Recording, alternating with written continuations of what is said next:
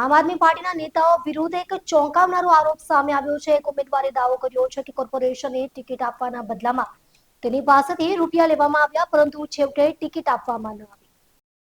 આ મામલો દિલ્હીમાં રહેતા એક એજન્ટ સાથે જોડાયેલો છે. પીડિત ઉમેદવાર રજનીભાઈના કહેવા મુજબ એજન્ટે તેમને કહ્યું, 21 લાખ રૂપિયા આપો, કોર્પોરેટર બનશો, 6 મહિનામાં આખા પૈસા ઊભા થઈ જશે.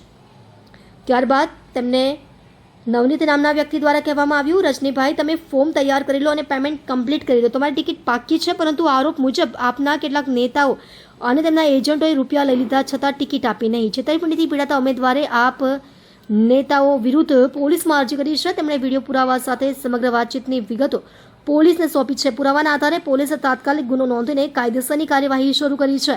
હજી આ મામલે આમ આદમી પાર્ટી તરફથી કોઈ સત્તાવાર પ્રતિક્રિયા આવી નથી, પરંતુ આ ઘટનાથી રાજકીય વર્તુળોમાં ખળભળાટ મચી ગયો છે. પોલીસ તમામ પાસાઓની તપાસ કરી રહી છે. વધુ વિગતોની રાહ છે. મારું નામ નવનીતભાઈ ચંદુભાઈ નાવરિયા. વિગતોમાં આમ આદમી પાર્ટીની અંદર દિલ્હીથી આવેલા સહયોગીઓ, મારે આ જે સુરત મહાનગરપાલિકાની ચૂંટણીના જે વોર્ડ નંબર 1માંથી મારી વાઈફે દાવેદારી કરી હતી અને દિલ્હીના સહયોગી મને મળ્યા અને મને એને એવું કીધું કે તમારે ચૂંટણી લડવી હોય તો પાર્ટીમાં ફંડ દેવું પડશે. એટલે મેં એ લોકોને પૂછ્યું કે કેટલું ફંડ દેવું પડે, તો એ લોકોએ મને એવું કીધું ત્યારે કે હું ઉપર પૂછીને કહીશ. પછી મને ફોન આવીને એવું કીધું કે તમારે 21 લાખ રૂપિયા દેવા પડશે. એટલે મેં એને એવું કીધું કે ભાઈ મારી પાસે 21 લાખ રૂપિયાનું બજેટ નથી, મારે ચૂંટણી નથી લડવી. તો એને મને કીધું કે તમારી ગણતરી ક્યાં સુધી છે? એટલે મેં એ લોકોને એવું કીધું કે 5 લાખ રૂપિયા સુધીની મારી ગણતરી છે. તો એ પછી 21માંથી 18 આવ્યા, 18માંથી પાછા 11 આવ્યા અને 11માંથી પછી 7 લાખ રૂપિયા છેલ્લે આવ્યા. તોય મેં ના પડી. મેં કહું 5 લાખ રૂપિયા હું આપીશ. એ કે 7 લાખમાં તમે કે ઓકે કરી નાખો. એ કે 2 લાખ રૂપિયા કે તમે કે નામ ડિક્લેર થાય પછી તમે મને આપજો. એટલે મેં એ લોકોને એવું પૂછ્યું કે નામ ડિક્લેર ન થયું હોય તો મારા પૈસાની સેફટી શું?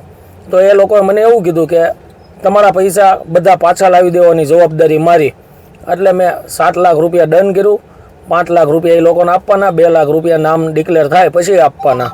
પછી મારું નામ જે આ ચૂંટણીની અંદર ઉમેદવાર તરીકે જાહેર ન થયું, મારી વાઈફનું નામ, તો પછી મેં એમને ફોન કર્યો કે મારું નામ જાહેર નથી થયું, મારી વાઈફનું નામ, તો પછી મને મારા પૈસા રિફંડ આપી દો. એટલે મને કે 3-4 દિવસમાં આપું. 3-4 દિવસ જતા રહ્યા. પછી એ લોકોને મેં પાછા ફોન કર્યા તો કોઈ જવાબ નથી આપતા. એમ કહે છે કે મેં ઉપરથી વાત કરીને તમને હું કહું, બસ આવી રીતના જવાબ આપે. અને છેલ્લા 2 દિવસથી ફોન નથી લાગતા. ને પૈસા મારી પાસેથી લેનાર હતો દિલ્હીનો સહયોગી હતો, એનું નામ હતું ઓમ પ્રકાશ. ના, રજનીભાઈ વાઘાણીને મેં ફોન કરેલા ત્યારે રજનીભાઈ વાઘાણીએ ફોન ઉપાડ્યો નહીં. ધર્મેશભાઈને મેં ફોન કર્યો. મને જે દિલ્હીના સહયોગીએ એવું કીધું કે धर्मेश बोला है, रजनी भाई बोला है तुम डॉक्यूमेंट रेडी कर लो, आपका कन्फर्म है. तो मैंने डॉक्यूमेंट रेडी કરી લીધું અને પછી મેં ધર્મેશભાઈને ફોન કર્યો. મેં કહું ધર્મેશભાઈ કેમ કરું? મેં કહું મારી વાઈફના ડોક્યુમેન્ટ રેડી કરું કે નહીં? એટલે ધર્મેશભાઈ કીધું આ રેડી કરી નાખો. પછી પાછું મેં એને પાછો ફોન કર્યો, ધર્મેશભાઈ ડોક્યુમેન્ટ રેડી થઈ ગયા. તો એને મને સાંજે 9 વાગે કિરણ ચોક કાર્યાલય પર બોલાવ્યો. ત્યાં મારા ડોક્યુમેન્ટ લઈને મને બોલાવ્યો. ડોક્યુમેન્ટ મારા વેરીફાઈ કર્યા, ડોક્યુમેન્ટ ઓકે હતા. એટલે ત્યાં એક અંકુરભાઈ હિરપરા કરીને બેઠા હતા. એટલે એને મને એવું કીધું કે આ બેનને કે જરૂર પડશે. એટલે મારી વાઈફ ઘરે હતી એટલે એમને મેં કાર્યાલય બોલાવી અને ત્યાં અંકુરભાઈ હિરપરાએ મારી વાઈફના નામનું મેન્ડેટ બનાવ્યું. બસ આટલી જ વાત થઈને પછી મને ધર્મેશભાઈએ કોઈ વાત ન કરી તમારી વાઈફનું નામ ઉમેદવારમાં છે કે શેમાં છે એમ. પણ જોવામાં મારી વાઈફનું મેન્ડેટ બનાવ્યું મારી નજર સામે, એ મને પાક્કો ખ્યાલ છે. ખેલ કરનાર તો દિલ્હીનો સહયોગી એમ કહે છે કે મેં ઉપર લેવલે પૈસા આપ્યા છે.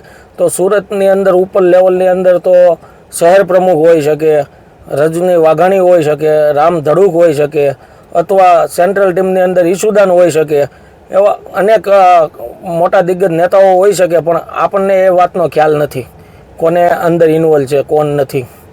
આ બાબતે અમે પોલીસમાં એ ફરિયાદ કરી છે કે બસ હું એવી આશા રાખું છું જે આ વસ્તુ મારી સાથે થયું એ બીજા લોકો સાથે ન થાય.